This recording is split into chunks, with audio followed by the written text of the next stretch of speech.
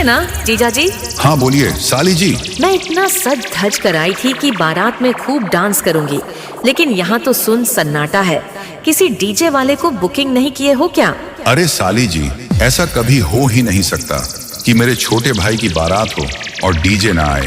आपको पता होना चाहिए कि आज डीजे के दुनिया के बेताज बादशाह संगम डीजे आए हैं। अरे वाह जीजा जी, सच में क्या संगम डीजे महाराजगंज वाले आए हैं क्या? हाँ साली जी, संगम डीजे ही आए हैं। जीजू जरा संगम डीजे को बोलिए ना अपने दमदार आवाज के साथ अपना डीजे चालू करें, क्योंकि बारात का समय हो चुका है। अरे आप ही जाइए, बोल दीजिए ना साली जी। नहीं, मैं नहीं जाऊंगी, क्योंकि संगम डीजे पर के लड़के बहुत स्मार्ट है। कहीं मुझे लाइन मारने लगेंगे तो क्या? लाइन तो मारेंगे ही। आपने जो लेखनी का काजल लगाया है कसम से दिल को घायल कर रहा है। क्या जीजू हर समय मजाक करते हैं? चलिए तुमको संगम डीजे महाराजगंज वाले का भयंकर बेस और वाइब्रेशन सुनाते हैं। लगाइए ऑपरेटर बलवंत भाई, बजा दो, धरती हिला दो।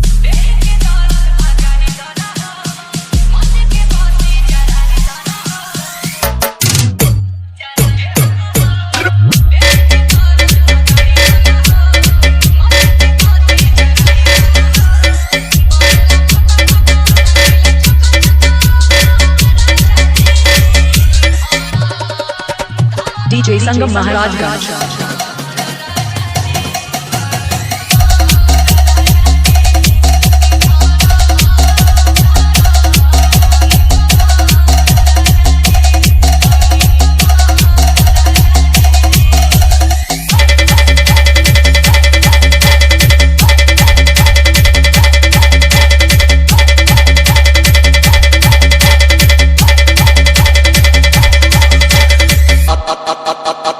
अबे जल्दी बोल, कल सुबह पनवेल निकलना है।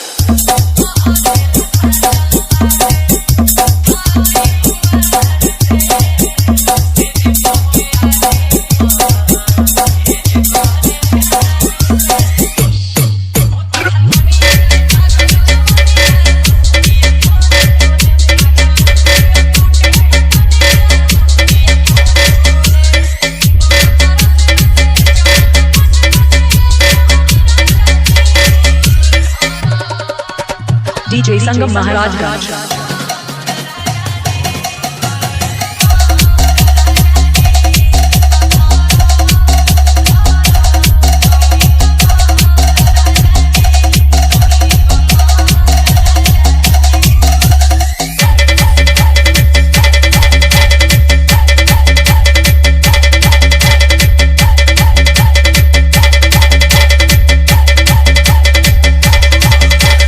अबे जल्दी बोल, कल सुबह पनवेल निकलना है। डीजे बुकिंग के लिए संपर्क करें 9125331262।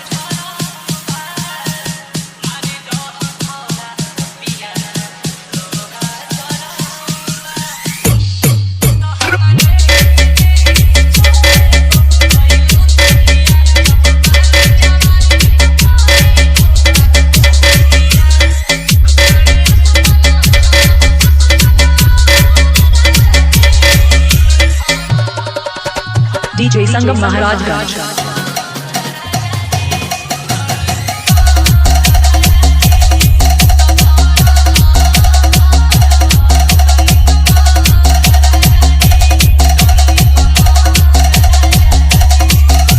डीजे संगम महाराजगंज। www.djsangam.com